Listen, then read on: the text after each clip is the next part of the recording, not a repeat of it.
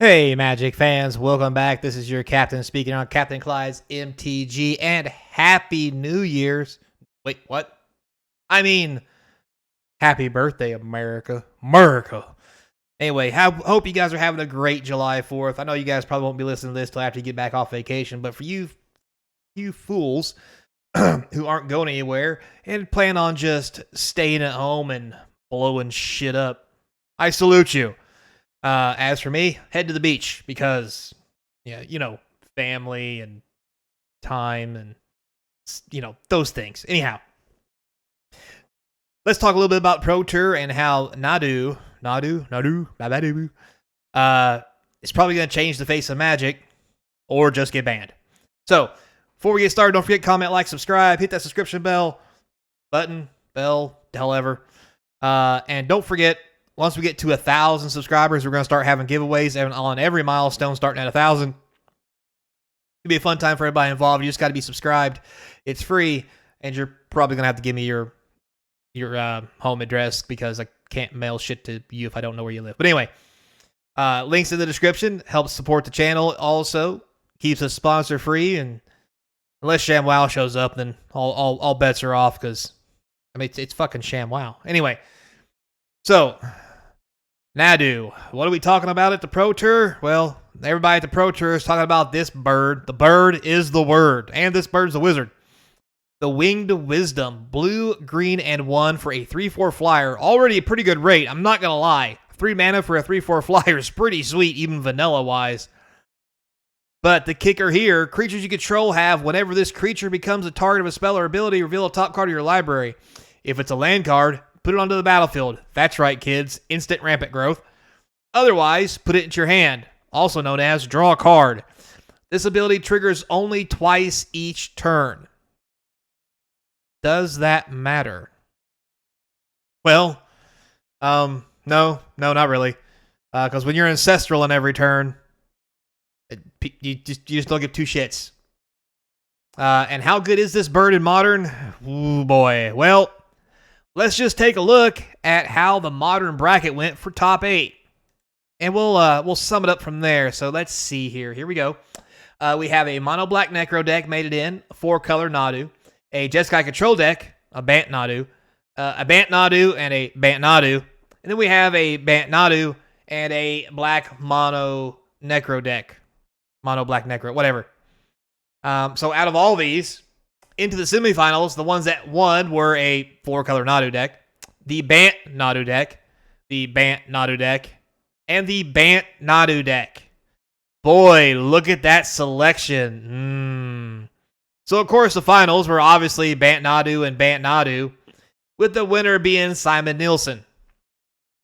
So, why is this deck so good? Well, before we start talking smack, let's actually take a look at his deck.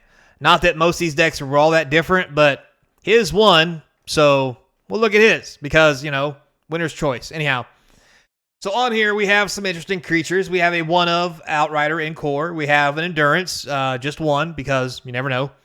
We have 4 of the Winged Wisdom himself. We have 4 Spring Heart Natukus, 2 Bristly Bill Spine Sowers, 2 Wall of Roots, because mana ramp's a thing. 2 Haywire Mites, because, yeah, exile shit. Sylvan Safekeeper, Noble Hierarch, 4 Delighted Halflings, because God knows you don't want your shit countered, and a Dryad Arbor. Also in here, we have 4 Court of Callings, 2 Summoner Packs on the off chance you don't get Nadu in your opening hand. Artifacts, 2 of the One Ring, 4 Shukos, lands, Hollow Fountain, Lush, Partico, it's the Surveil one, 2 Forests, a Hedge Maze, another Surveil land, 4 Windswept Heath, because you can fetch all these, Waterlogged Grove, Yavimaya, Cradle of Grove, because everything's a forest, 4 Misty Rainfalls, a Breeding Pool, Shifting Woodland, because it's just that good, Antuaro, Soaring City, Temple Garden, and 2 Beseju, Who Endures All, because when you can't run Disenchants, put them in your lands. Sideboard, 2 Teferi Time Ravelers, ugly. Another Endurance. We have a Dannerth Magistrate, so you can't cast things from exile. 2 Sun Cleansers, talked about that in last video. Volatile Stormdrake, Soulless Jailer, can't play out of the graveyard. Forge Tender, Force of Vigor because it's just that good. 1 Dismember because it's also that good. 1 Spell Pierce, 2 Summer Veils, which is amazing, and a Shadow Spear. There's also 2 Urza lands in here because they're just in every deck. It's just down here at the bottom. I cut it off because trust me, they're in the deck. Every deck plays Urza. Anyway, so what does this mean? Well, Nardu, as we just talked, good lord, Nadu, I think, Nardu, Nadu, Voodoo, Yudu, Voodoo. Anyway, the bird says every creature has, when it's a target with a spell or ability, you can draw a card.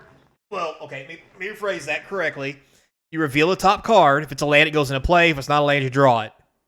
Basically the same thing, except for the fact you could put 20 land on the battlefield, basically. Anyway, so how does this deck build around that? Well, for one, the Outrider Encore can target it, letting you draw cards. Endurance doesn't target it, but it's kind of in there for different reasons, which is, to stop graveyard shenanigans. That's why there's only 1.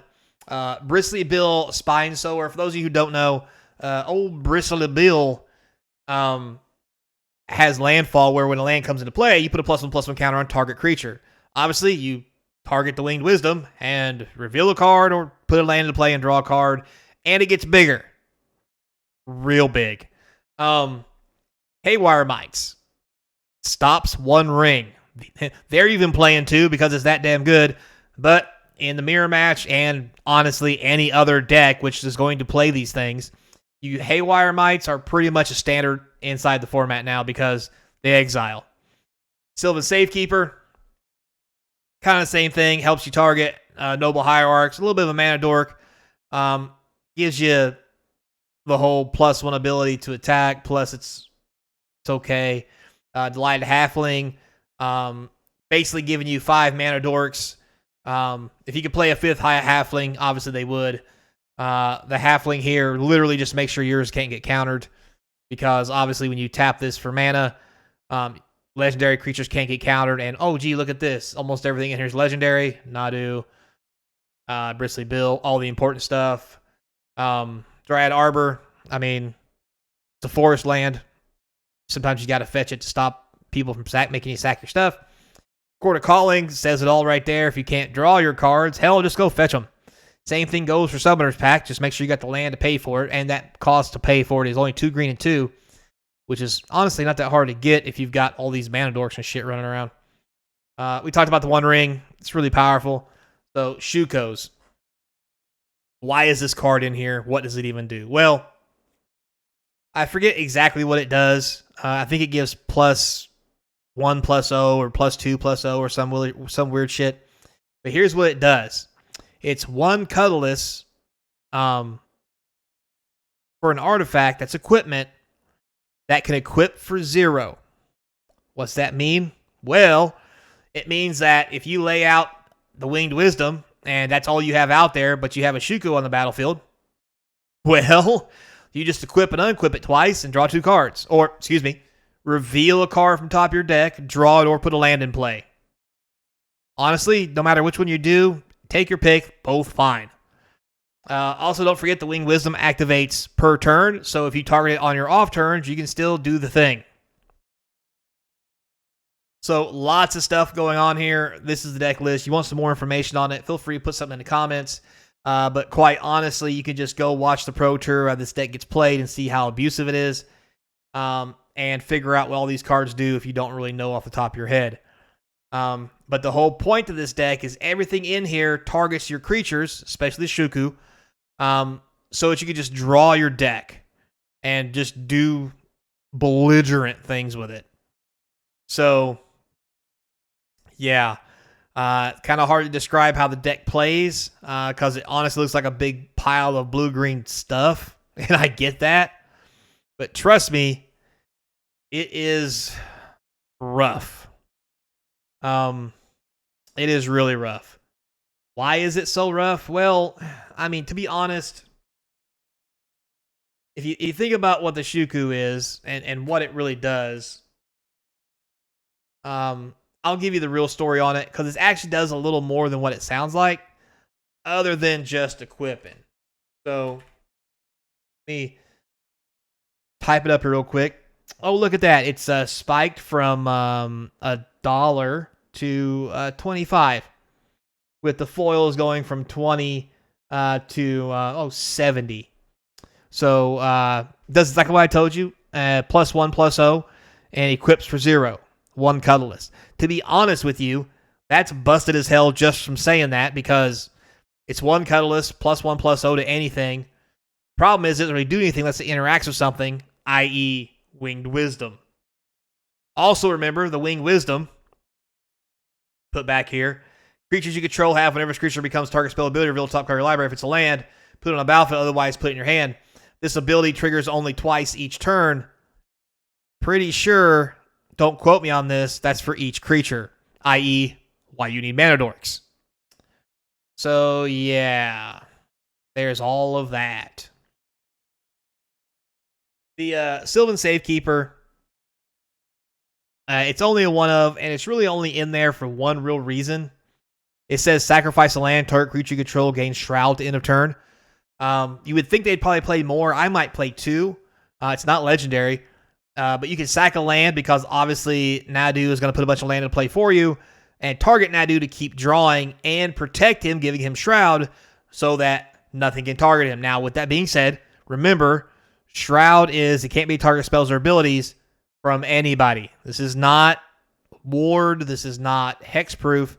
This is old school Shroud, meaning if you Shroud him, not even you can target him, so no more drawing cards until the turn ends, after which, who cares, because you can just keep sacking lands as long as the Safekeeper's around. And you only need 1, I guess their thought process is because you can just sacrifice lands to save it. So it says target creature you control that includes a Safekeeper. So, yeah, whatever. You do you. So, there's that. Now, the Outrider is really interesting for the simple fact that it's just funny. It's a white and 2/2/2 with flanking. Those of you who don't remember what flanking is, something blocks it, it gets -1/-1 before it deals damage.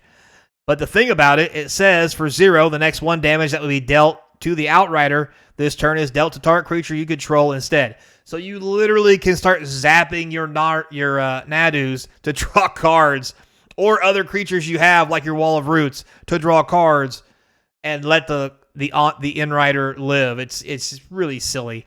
Yeah, I don't know. If we go through the sideboard real quick too, just to kind of give you guys a heads up, because I won't make this video too long. It's already out of control. Time Raveler is just amazing. Stops counter spells, among other things. Another Endurance for graveyard shenanigans. The Magistrate says things in exile can't be cast. This stops a lot of combo decks. Sun Cleanser, we talked about that last video. Stops energy decks and counter decks. Soulless Jailer is another way to stop graveyard, is another form of graveyard hate that's an 0/5 that you can encore zap and trigger. We have the Forge Tender, Pro Red, Force of Vigor, Disenchant, Dismember, because you never know when you need something that's black because they got Pro Green, White, and Blue, I guess. Spell Pierce, because it's a pretty good card. 2 Veil of Summers, because who doesn't need more protection, plus drawing cards against those black and blue decks. And a Shadow Spear, because just when you want to rub it in and make Nadu just huge, you can give him +1/+1 lifelink and draw cards as well, or put lands into play, quote unquote. So, there you have it, guys. What do you think? Have you seen the videos? Have you watched the gameplay? Do you think it needs banned? Me personally, I do think it's a bit much, only because there's just way too much going on in Modern to make it that good. The card itself I don't think is bad, but in combination with everything else it has going for it, the card becomes broken. So, should it be banned? I hate to say probably, because I don't want it to be, but for the health of the game, I think they probably should, sadly enough. So, there you have it, guys. With that said, thanks a lot for watching. Enjoy your 4th of July. Watch the fireworks. Get drunk. Blow stuff up. All that good stuff. I'm not at all advocating for any kind of damage or explosions or gunshots or target shooting or anything of the likes in this video. Disclaimer. So, till next time, be kind. And as always, I hope to see you crossing the game table. after July 4th. I want to watch some fireworks and cook out. So,